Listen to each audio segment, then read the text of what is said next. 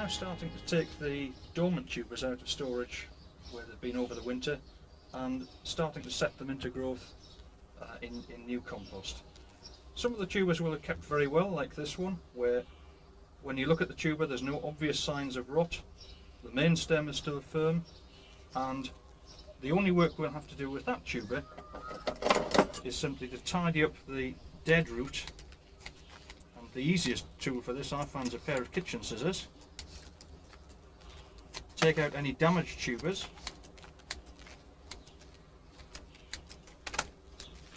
Take off as much of the old soil as you can get at reasonably easily, and that's now ready to start into new growth.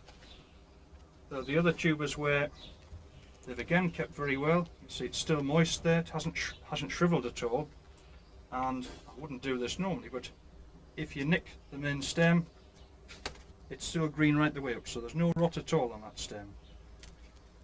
We would like all the tubers to be like that. With that one, there's just one or two damaged tubers there, which you would trim off cleanly. Another damaged one there. And that tuber again is ready to start into growth. There are others where we haven't kept them as well over the winter. This one, it looks a very impressive, hefty looking tuber, but you can see that tuber there has completely rotted. It's still alive down there. See, it's still green down there, but the centre portion's rotted completely. So with that, we would trim it right back to the crown. This wasn't staged, some of them are very hard to cut. I find there's a variety of, you need a variety of different types of knives so you can get into the tubers. Again, an old kitchen knife can be quite useful. A new one's even better if you can get away with it. And with these ones where there's a lot of old soil around them, try and get it off so you can see what's happening where they may have rotted underneath. A lot of stringy dead root there. That section there is completely dead, it's just waggling around on the stem, so that's doing no good at all. And here the main stem, part of the main stem has in fact rotted away. Where it's obviously dead, I would take it off like that. And the bit on a dahlia that's most important is the crown, which is the junction between the tuber and the main stem. As you'll see later, that's where most of our cuttings will come from. So with this tuber, there's again some stringy dead root to trim off, and you can see it's a really unmanageable shape. These odd tubers like that don't add a lot to it, and providing you cut cleanly, you can simply trim them back so you've got a slightly easier tuber to handle. When it comes to setting them into growth, I'm looking at setting most of them into boxes. The mix here is Levington potting compost, to which I've added about 20% by volume of both a coarse grit and perlite. Coarse grit is simply a local grit of about 1/4 inch diameter, and perlite is a medium grade perlite. Both of those have the effect of opening the compost up and getting a bit more air into it. Bear in mind that your tubers are going to be in this mix until the end of April into early May. So I'm looking for a good quality mix. I would start by putting a layer on the bottom of the box, about 1.5 inches, 2 inches deep, and then look at setting the tubers into it. Don't bury them. That's not what you want. You don't want to completely bury it. You equally don't want it sitting like that on the top. There's a happy medium where you're encouraging root growth from the tuber, but you aren't burying that crown area. So you want the tuber packed in. Don't be frightened to push the compost around, not ram it in, but just to get the tuber so it's set nice and firmly in the compost like that. Oops. Same with this one. Some of them are easy shapes and sizes, some are hard to fit in together.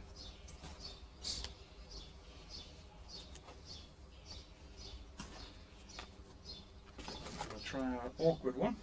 Make a bit more compost into the box. And that will just nicely fit in like that.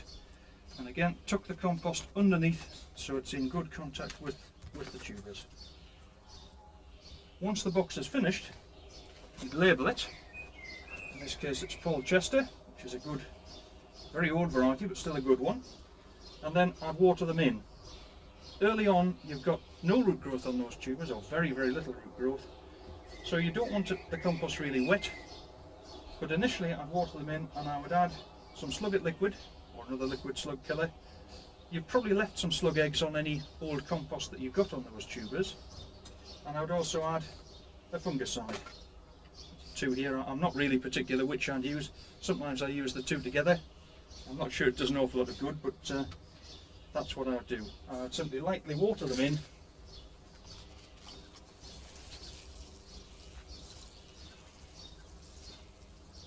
Like that. The conditions that we're looking for when you've got the tubers set up, you're looking for a good bottom heat. I'm looking for a temperature in the compost of probably about 65 degrees Fahrenheit. The air temperature in a greenhouse can be quite a bit lower, 55, 60, but certainly to get them growing quickly you need a bottom heat of about 65. This is the compost that I'll use to take the Dahlia cuttings. It's a mixture of Levington potting compost together with some grit and a mixture of vermiculite and perlite.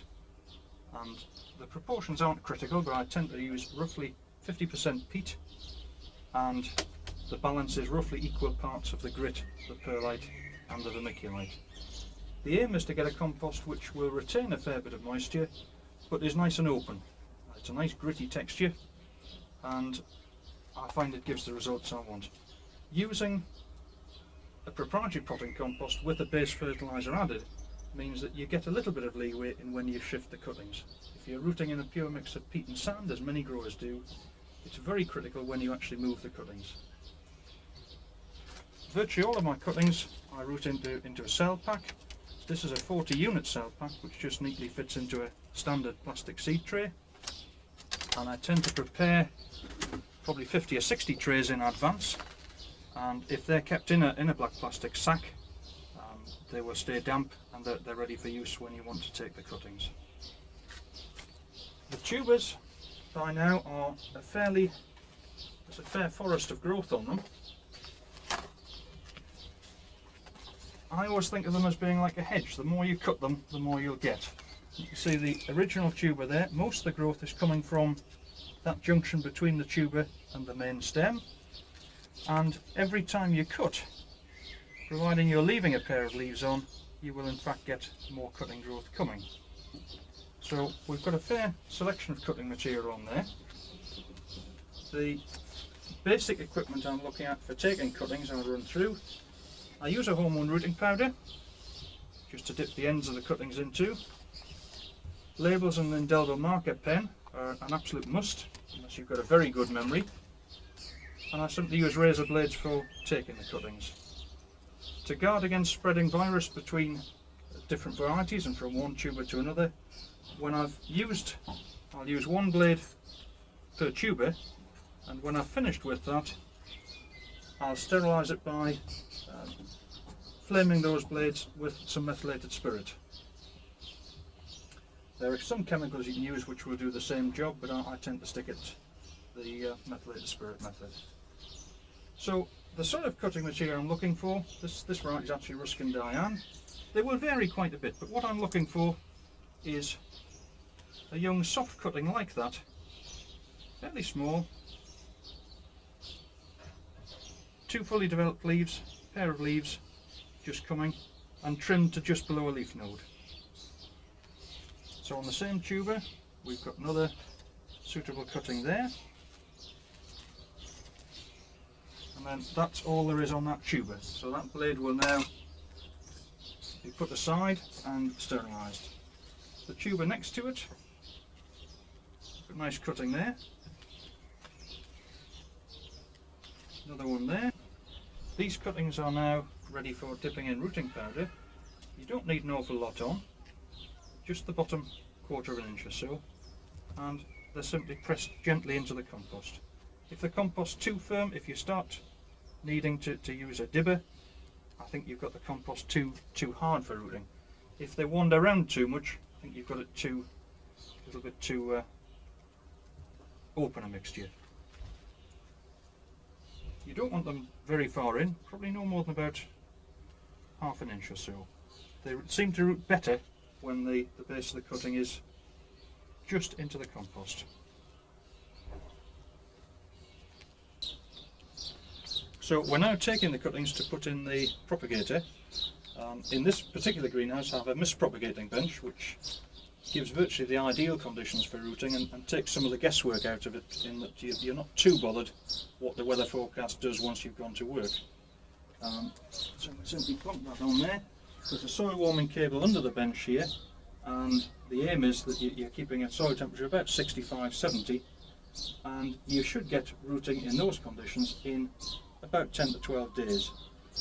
Over the bench there are 3 mist jets, and when the electronic leaf dries out, the mist burst comes on. So you're getting a fine mist over those plants every time the leaf dries.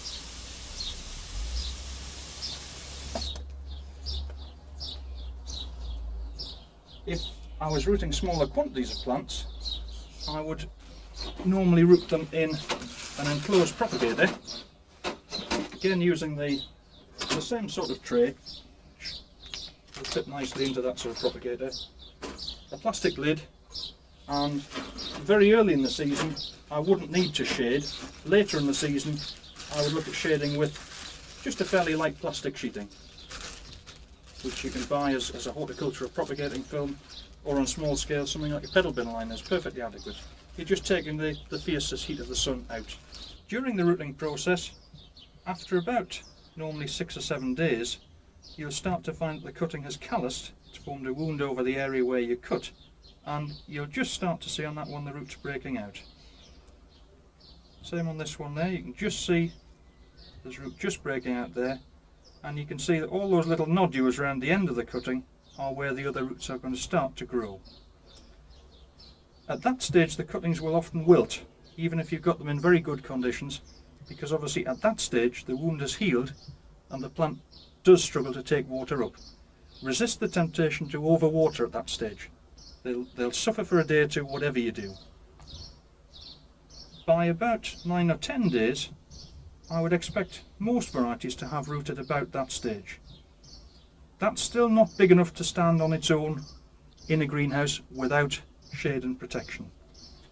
There's a similar one. See the roots starting to break out. And again, unless it was very dull conditions, if you put that on the open greenhouse bench, it would basically shrivel up. This is about the stage where we're looking at taking them from the propagator and moving them into the next stage pots. And this would normally be 10 or 12 days after you put the cuttings in. The cuttings that we took earlier, the Ruskin Diane, are now fairly well rooted. They've been in about 13 days now, and you can tell when you look at those, you can see that they're a nice light green in the centre, and you can see the plants are starting to grow. They've picked up and they're starting to grow, and when you give them a gentle tug, there's some resistance there. So there's the typical cutting, fairly well rooted. That one's very well rooted.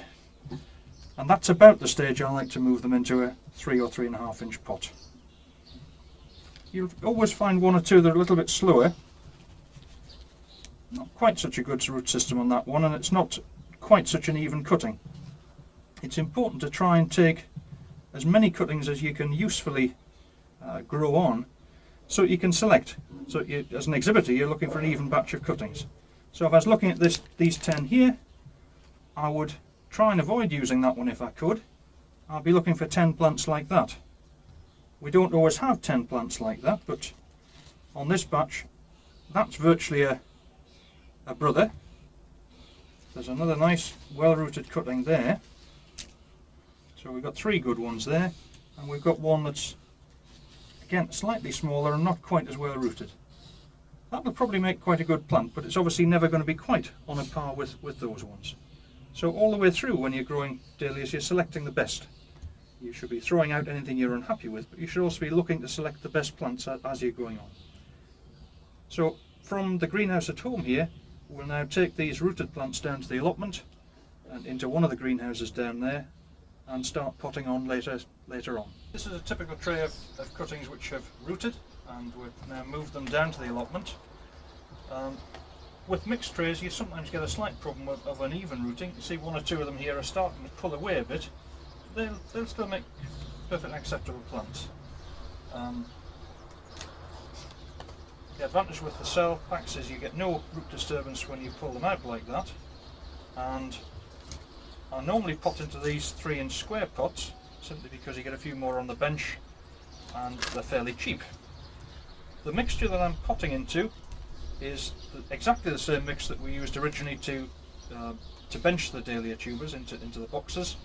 That's Levington with roughly 10% grit and 10% perlite added.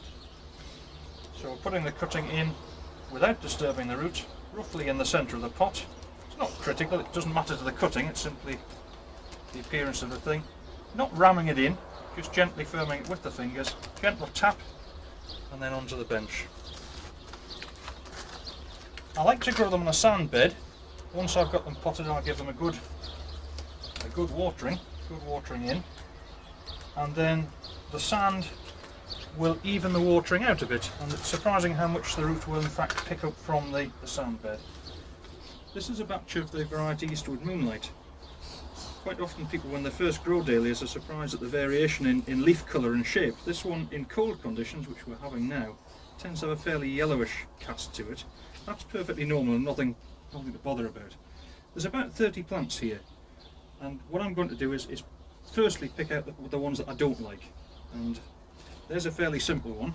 That's actually just been squashed, so I've actually squashed the growing tip when I've been going past it, so that's my own carelessness. So that one isn't any use. That one there is a fairly skinny looking plant with some rather odd shaped leaves and a generally unhealthy look about it, so I wouldn't look at planting that one on. If we go down the row, there's a more typical plant. That's what I would expect the variety to look like. This has been potted just on 2 weeks. You can see the sort of root system there. If that's left in the 3-inch pot for any longer, it will start to struggle and harden up. So that's the sort of plant that I'm looking for. Other failures as we look down, there's one there which is simply not racing with the first plant I've picked. Another one there which is a bit buried, and again the foliage, it's an untypical sort of leaf shape and it just doesn't look healthy. There's a bit of veining on that leaf, and again it's simply not one I would want to select. The rest of the plants look reasonably typical and are good for the variety, and I'd be looking at still selecting as I went through, but once you've got rid of the obvious ones that are problems, you can then look for an even batch of plants. There are one or two others here which are typical of the problems that you can get at this stage. This one, you can see there's quite a bit of yellowing and veining on those leaves. That's quite often indicative of virus disease. There's a plant of the same variety which I would regard as healthy, and that's from the same batch of cuttings, so I would reject that one and not pot that on. This plant is just hard. It's been too long in that 3-inch pot. The older foliage is starting to yellow. It looks hard, it feels hard. The stem is very, very firm compared to these younger plants which are much softer. And if we knock it out of the pot, see it's even starting to form a tuber. That big thick root there is the start of tuber formation. So that's had a bad check, and I wouldn't normally look at potting that sort of plant on. This is another one where I simply don't like the look of the plant. See, the bottom leaves look quite healthy there, and when you look at the top of the leaves there, they're a much paler colour. You've again got veining and pattern marking on them, which is typical of virus disease. So that sort of plant again you would simply dispose of. The other problems you can get are premature budding. Take the top pair of leaves off there and you can see the bud more clearly perhaps. where instead of the main stem continuing to grow, it's formed the crown bud and two little side buds there. That sort of plant normally I wouldn't pot on. If I was very short of stock, I would cut it really hard back and try and persuade another shoot to grow up as the leader. But normally I would reject that sort of plant. This one is just a bad, lanky, thin plant. It's not really what we're looking for, and it's unlikely to give you a top quality exhibition plant. This one is not untypical of the variety. Some of them you've got to be careful of. Some of them naturally will tend to grow as a lanky looking plant early on. But again, I would tend to try and avoid that sort of plant. It's a much better specimen than that one, but it's one I would try and avoid potting on. This is about the stage then that we're potting from 3-inch pots into 5s. The mix and the potting procedure is identical to what we've discussed earlier, and we're now at about the end of May, getting up towards the last week in May. By this time with most varieties I'll have plants in a number of different stages. I'll have some which are probably just waiting to be potted on, the last batch of plants. I'll have some which have been potted probably 5 or 6 days, like this one. Some that have been potted getting on for 2 weeks, like that, where you've got a reasonably mature plant.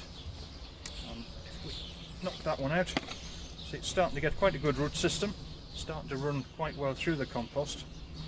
But that plant will be happy in there probably for another week or so. And the earliest batch of plants, in this case the variety Swanvale, it makes a fairly powerful plant. See, it's fairly well out of the bottom of the pot there, which is ready to plant. If that's left in the pot for much longer, it will start to deteriorate. And the sort of plants I would try and avoid at planting out time are the ones like this, where at first glance you think, well, it's a lovely big plant, but what I would always look at is the condition of the bottom foliage. I think it's very much like a tomato plant, where you look for the seed leaves on a tomato plant. If I'm looking for a good quality dahlia that hasn't had a check, I would always look carefully at the bottom foliage. If that's starting to deteriorate like that, the plant is probably just about over the top as far as getting top-notch exhibition results from it. This is a typical frame full of plants. Most of the plants will go into the frames from about the first weekend in May, and I'll start planting about May the 25th in this area. That's going to vary from area to area depending on when you're likely to last get a frost. These plants in the 5-inch pots have been potted for about a fortnight. They're a bit on the dry side at the moment.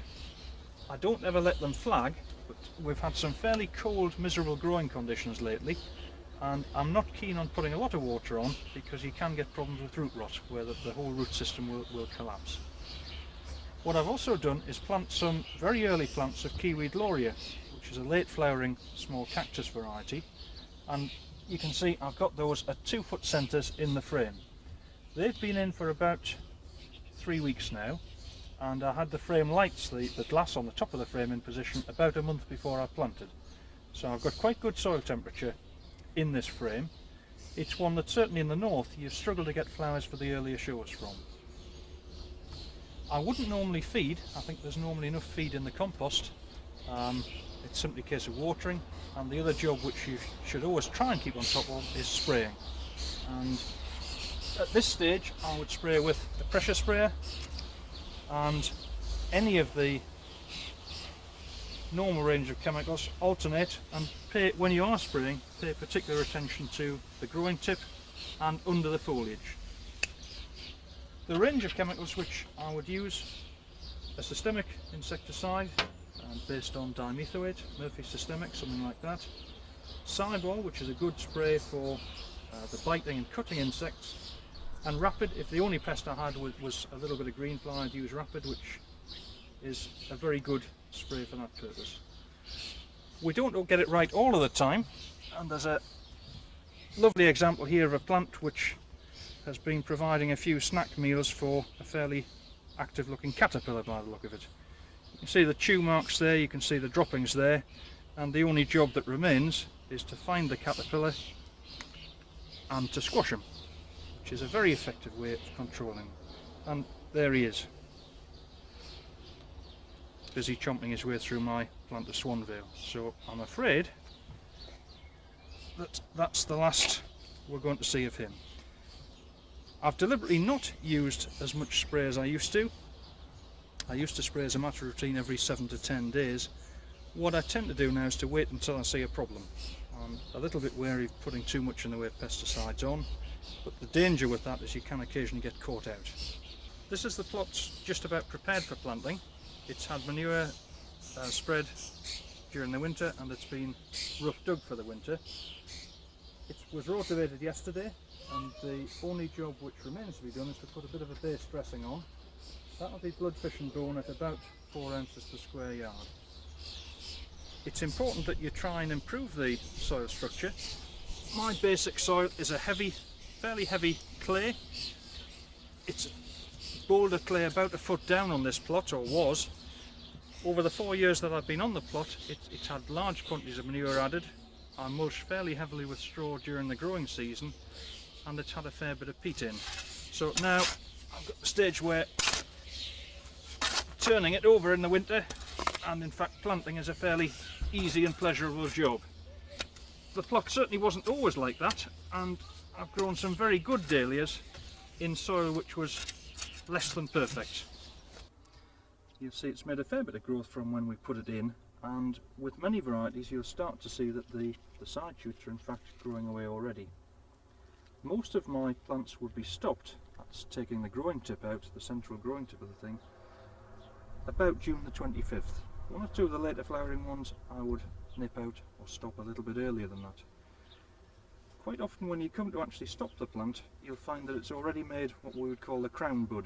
That's the bud in the centre there, and you'll see there are already side buds formed around that. If we simply take the small tip out like that, there are already embryo buds formed there, and they will simply run straight up to flower. So we would often take out quite a large tip, possibly even as much as that. That makes sure that the shoots that are left on the plant will in fact all make some growth before they run up to bud. Around the first week in July, the whole plot will be mulched with straw. The aim of that is to conserve moisture in the ground. It will also mean that most of the weed growth is prevented, and it gives the plants effectively a top dressing because the roots can actually get into the top couple of inches of soil, which isn't now going to dry out. Before I mulch, I would take off any damaged foliage that was obviously on its way out. Leaves like that are serving no useful purpose and will simply rot off under the straw. And then apply a fairly thick straw mulch between the plants. This is teased out from the bales and then simply put round the plants like that. The thing is to avoid when you're mulching, particularly if you're using straw, you don't want the straw rammed up against the main stem. Try to leave something like 3 or 4 inches around the plant so that you've got a bit of air movement down there. You can get problems with odd plants rotting off, particularly if you've got a lot of damaged foliage at the bottom. There are different techniques. You could also use either garden compost. Some people will use manure, but I prefer to use straw. It's clean and dry and fairly easy to handle. At the end of the season, the paths are still fairly easy to walk on, and you can dig it in as a source of extra humus for next year. This is a plant of Ruskin Diane, and we've now moved on to the 3rd week in July, and there are several jobs that need doing on this now. The first is to actually get rid of any excess growth and to take the plant down to the number of stems which we're actually going to flower. Each variety in each grower will have what they think is the correct number of blooms per plant. For Ruskin Diane, I'm looking at trying to get 9 good blooms on each plant. So the first thing I'll do is simply count up what's on this particular plant. So we've got 2, 3, 4, 5, 6, 7, 8, 9, 10, 11, 12 and a bit. So I know I've got enough stems there, and I'm looking at getting rid of a few of the poorer ones. The next job I'll do is to take off anything which is never going to carry an exhibition flower. And clearly when you look at that stem, as against some of the other ones I've got on the same plant, that is never going to do anything. There's another weak one there, which for the same reasons it simply doesn't have the strength of the other ones. So we've now got 2, 3, 4, 5, 6, 7, 8. We've still got 11, so I'm still looking at getting rid of 2. And looking again, that's a relatively weak stem. And there's another down there. The easiest way of doing this is simply to pull them off. It seems brutal, but it does work. 1, 2, 3, 4, 5, 6, 7, 10. So I've got one more. Again, by process of elimination, that's another weak one. So that means this plant is now down to the number I intend to flower. In this case, the plant's already had one tie, and it's about due another tie. I would aim normally to tie the plant about every 8 or 9 inches as it grows. If you don't keep on top of the tying up, you'll find that the stems will sprawl out and you'll have trouble staging some varieties. For tying, I would use the polypropylene tomato twine, which is very thin but very strong, and simply loop it round 3 canes and tie onto the cane nearest the path. One tiny knot. What you're not trying to do is to end up trussing up a turkey. You've planted them about 2 feet apart, and the idea is that those shoots should fill, the plant should fill that space. So you're not intent on bunching the whole lot together, you're simply intent on keeping those stems reasonably straight and ensuring that if we do get gale force winds, that the whole plant isn't going to fall over. Caterpillars can also be quite a problem. There are many varieties of moths and butterflies which will lay eggs on your dahlias, and the caterpillars then hatch out. This one's just a pup. It's only about ½ an inch long, but by the time it's chewed its way through that leaf and then started looking for something else, it can make quite a mess of the plant. And again, the damage is often in the growing tips, which means that you will start to lose flowers and start to lose bud. This is typical damage from caterpillars on a bloom, on a bud. You can see there's absolutely no way in which you could show that, and you can see the victim there, the perpetrator, just crawling across the bench. If you haven't controlled the caterpillars effectively on the growing plants, the most tender part of the plant come August time is your buds, which it will proceed to chew. Again, with this, even relatively minor damage on the odd petal, as the petal grows the damage becomes more obvious. A bloom like this is a complete waste of time. There's nothing you can do with that other than cut it off and hope that you're going to get a replacement. This is severe thrip damage on a flower. The thrip is a very tiny black insect, no more than about 1/8 of an inch long, very thin, and just looks like a tiny black needle. The thrip gets into the bud as the bud's developing, and again you get the thrip chewing and sucking the sap on the centre petals just as they're starting to unfurl. And again, that very minor damage early on the petal results in very severe damage once that petal enlarges. You just get that typical brown underside and stained grubby look to the flower. There's very little you can do about that. It's typically a problem when the cereal harvest is going on. With the change to winter cereals, fortunately, by the time most of the major shows are upon us, the thrips have gone. But they're wind-borne, and there isn't really a lot you can do in terms of control. Once the flower starts to open, there are very few insecticides you can use without damaging the flower. So early flowers you often end up wasting. The other main problem you'll possibly get at this time of year is virus disease.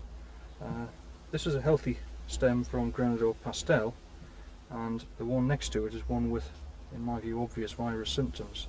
You see the bottom foliage doesn't look too bad. It's reasonably clean, although there are some funny yellow marks on it. The next pair of leaves that it's produced, however, you can see that the leaves are distorted, very heavy veining, and a lot of yellow on them. And the last pair of leaves which the plant's produced look really terrible.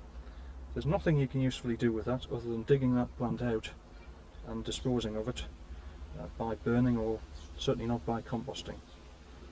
The other stem, again, you'll see has typical virus symptoms where you're getting a lot of pattern marking on the leaf, and that will never give a top class exhibition flower. And if those sort of plants are left in the garden, either when you're cutting blooms you'll be taking sap from one plant to another, or insects will take sap from one plant to another when they're feeding, and you will end up with potentially losing quite a lot of stock rather than cutting your losses and getting rid of the odd unhealthy plant early on. Throughout the season I would liquid feed the dahlias.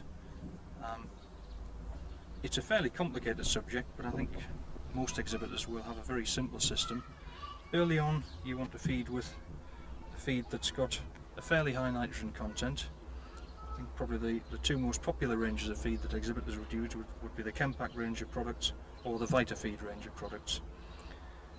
The analysis is given on all of them, and you're looking for something with a ratio of nitrogen to potash of roughly 2 to 1.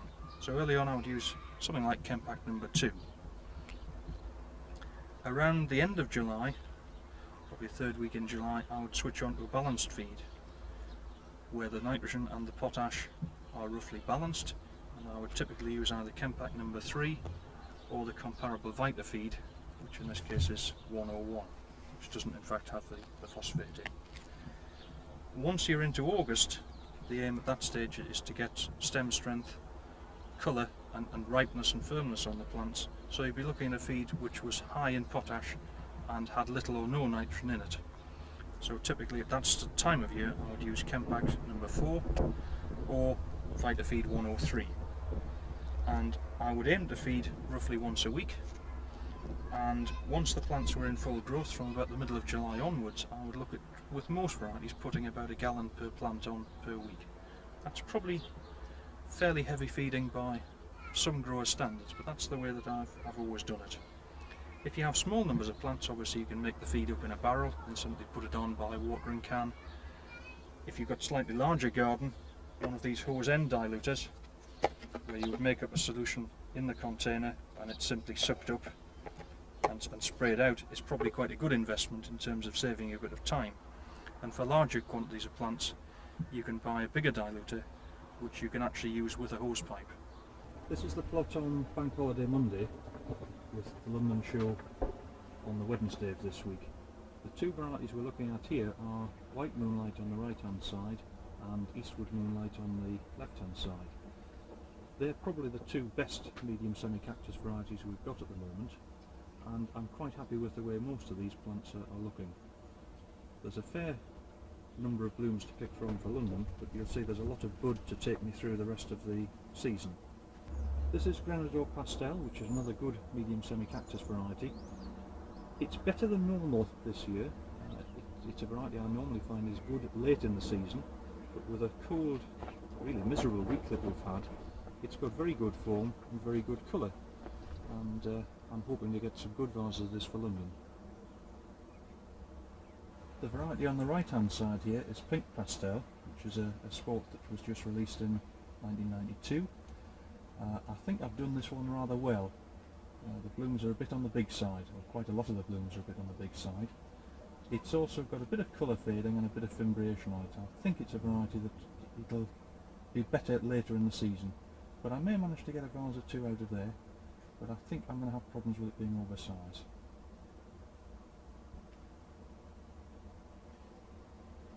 Again, you'll see there's a fair range of bud and bloom to come to take me through the season.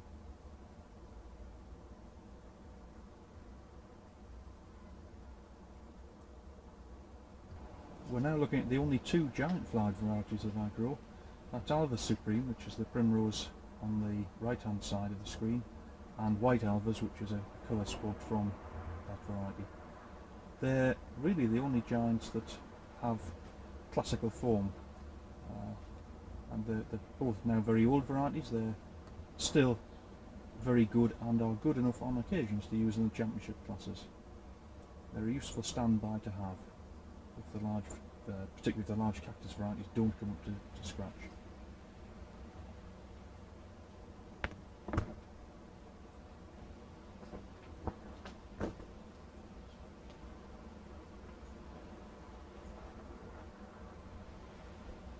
the foreground here we've got a few more Eastwood Moonlight and White Moonlight.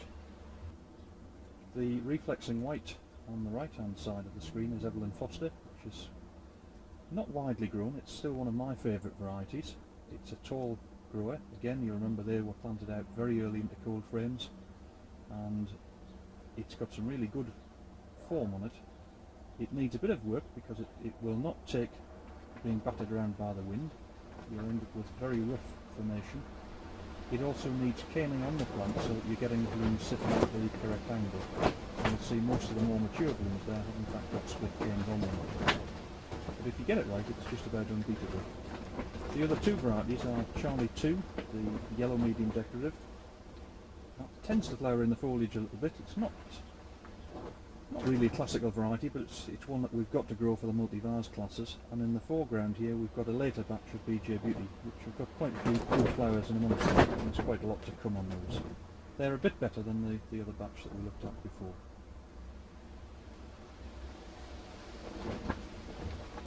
On the right hand side we've got Ruskin Dahlia, which is an extremely good small decorative. That again needs to be caned on the plant, I find, to get acceptable stem angles. Behind that you'll see a few darker yellow buds, which is a row of Swanvale, which are just a bit lower than the Ruskin Dahlia. Both banker varieties and both ones that you can't afford to be without, either for championship classes or for the small decorative class. And they're looking quite good. The pink is a new variety, Barbary Pinky, which was released this year. It looks very nice. It has a few problems though. The first is it's a fairly tall grower. It's now up about 6 feet, and it has a fairly weak stem until the bloom is fairly well developed, which means that there are a few of them where they aren't supporting the weight of the bloom. Despite being an enormous plant, it's not the biggest flower, and it's one I think I've got 1 or 2 more flowers per plant than I should have. In front of that we've got John Pryor, which is one of the few red small decoratives. Not everyone's cup of tea, and it's not the easiest variety to grow. In front of that we've got a brand new red one, Barbary Oracle, which is being released in 1993. That I'm pretty excited about. It looks to me to be a very good variety. It's a much better prospect than John Pryor. Nice plant to grow, and I think that's one that will make the grade. It's remarkable colour stability. Most reds you get problems with fading. This one I've had no problems so far that way. And the one in the foreground, the yellow in the foreground, is Carstone Sunbeam, which is an unusual formation. I find it quite attractive. I'm not really sure what the judges will make of it. We may find out on Wednesday. It's I think a very nice Dahlia, but I must admit when you compare that to the form on a variety like Ruskin Dahlia or Barbary Oracle, it has to be second in terms of formation. But it's quite a nice variety, and one that I would consider using for multi-vase classes anyway. When it comes to cutting blooms for show, the Dahlia Society demand that blooms pass cleanly through without touching these wretched plastic rings. And whether we like it or not, if the show says it's to be judged under Dahlia Society rules, you're going to have to ensure that your blooms meet that requirement. So when I'm cutting for a show, I would start by making sure that I don't cut any blooms which are likely to be disqualified. That one, you can see it's touching the ring all the way around. There's no point at all cutting that for a show. If anything, when you cut them, it will get bigger as it grows in water. The ring is also quite useful in making sure that you get a match set. You don't want one big bloom and 3 medium-sized, 1 a little one. You're looking for a matched vase of 5 blooms, so when the judge looks at them, as far as you can, he's looking at 5 evenly sized blooms at the same stage of development. So I would use the ring just to get my eye in on size. That one's comfortably within the ring size. The bloom there will be about probably 6 1/8 inches, and that's a nice flower. There's another one here, which again is comfortably within the ring size, and we're then looking at getting the right stage of development. Clearly that's a very young bloom, it hasn't got the depth. That one, it's got a nice even centre, stacks of depth, and is about the right stage for cutting. That's a little overdeveloped there. See, it's got a very small centre, and there's also a much smaller bloom.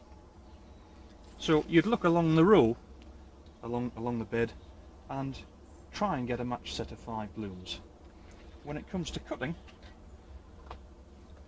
just cut this one for the demonstration, I would try and get a reasonably long stem. I would normally cut with about 2 feet of stem. The first thing I do when I cut the bloom is check underneath to make sure it's still fresh, make sure there's no insect damage, make sure the back petals are still fresh. I would then strip off the bottom foliage, which would normally go into a bucket or a bin, and then if I was happy with the bloom, I would then look at caning the bloom and putting it into a drum for transport to the show. It's important that you carefully cane the blooms that you're going to take to a show. You've spent a year growing them, and it seems to me pointless to then risk damaging them at the last stage. So just using a green split cane, I'll put the cane right under the bloom head and then put one twisted on, 2 or 3 inches, a couple of twists, and the same at the bottom of the stem. For transporting blooms to the show, most exhibitors will use a 5-gallon drum, plastic drum normally, with holes drilled around about every ½ inch, 3/4 of an inch.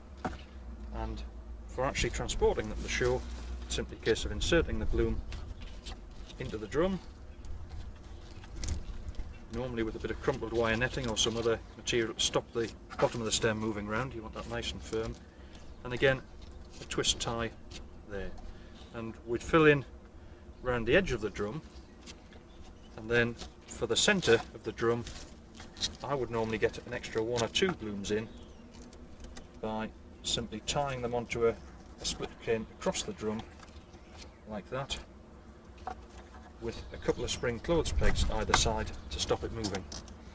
And you would normally get 10 or 11 small flowered varieties like this, or probably 7 or 8 medium flowered varieties in a drum.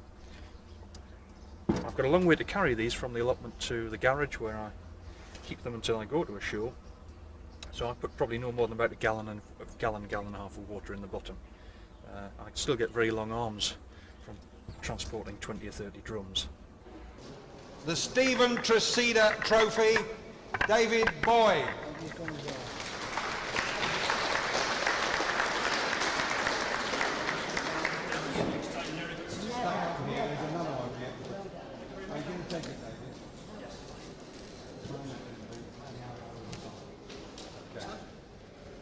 Don't go away. The Charles Medland Trophy, also David Boyd.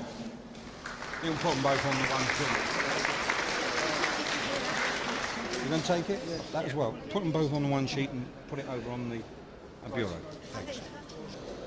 This is the winning entry in the Stephen Tresida Cup, which calls for 4 vases of 3 medium decoratives. This is a class which I've won on occasions, and again this year.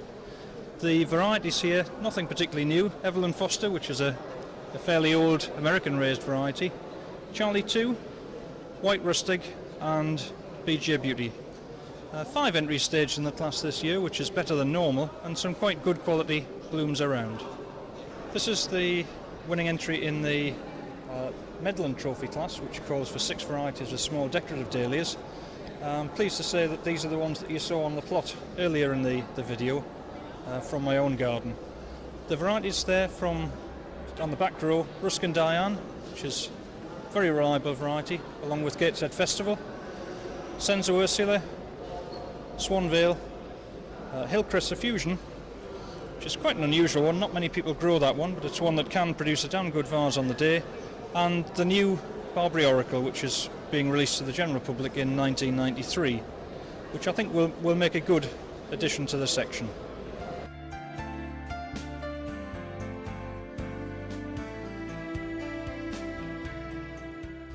Now I normally dig my tubers up sometime round about November. I've got no specific